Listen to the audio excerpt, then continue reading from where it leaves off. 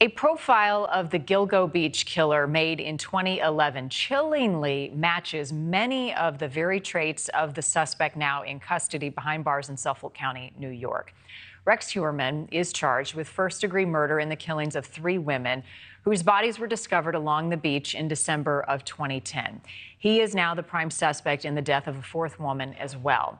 Heuermann is married with 2 children. He works as an architect in Manhattan, or at least he did, and he lives about 15 miles from Gilgo Beach. A neighbor says he kept to himself, but he was shocked to learn an alleged serial killer was living 2 doors away from him. He was a recluse, very antisocial, very quiet. He would walk past my house every morning because he would take the train to the city, and I would take the train as well, because I work in the city. And he would walk past the house, never said hello or anything like that.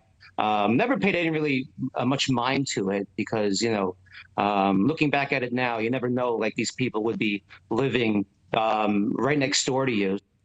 And now that he's in custody, police describe him as an ogre and a demon. I want to bring in Dr. Scott Bonn, now a criminologist, author, and producer. He created a profile on the Long Island serial killer more than a decade ago in 2011, and you can check out videos about this case on his TikTok at RealDocBonn.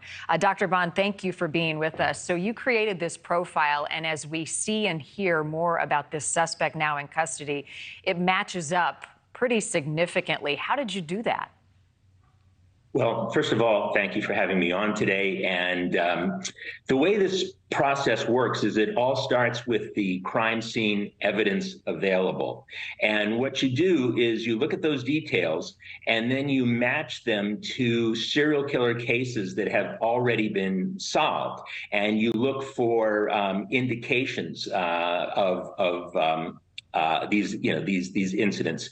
And what we know is that when you have evidence like this, where these bodies were found meticulously bound and carefully placed on the beach, that this is going to be a highly organized individual. And that, again, that comes from looking at past cases. And as soon as I heard about this, I believed that this would be an individual who was probably a professional, a white male, likely a family man, who was very organized in his demeanor and his behavior. And it's interesting, one of his co-workers has just said that she thought he was a very organized individual, and he even himself described himself as tolerant and patient, which is also required when you do this sort of terrible activity.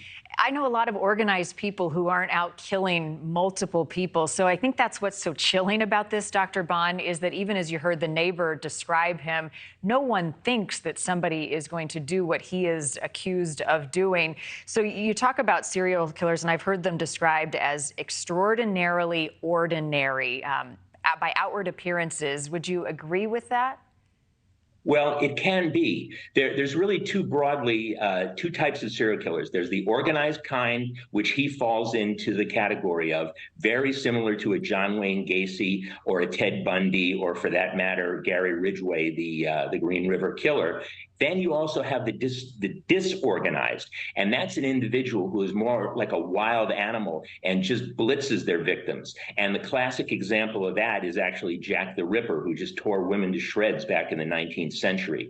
This guy is not that. I believe he's a psychopath. I believe he's a misogynist. And these women, although they were sex workers, I think this is important to point out, Marni, I do not believe at all that sex was the primary motive here. I think power, domination, and control, the desire to determine who, what, when, where, how, and why, dies at his hand was his ultimate goal. In fact, he was playing God. And that's why he tortured and tormented Melissa Barthelomew's sister, called her and said, I have your sister. I've raped her. I'm doing these terrible things to her. This was part of playing God. It was like a cat playing with a mouse, and he was enjoying himself to the fullest. I think he's a narcissist, a malignant narcissist, which means a sadistic narcissist, and a psychopath. Thank you for watching. Go to newsnationnow.com to find NewsNation on your television provider. And don't forget to click the red subscribe button below to get more of NewsNation's fact-driven, unbiased coverage.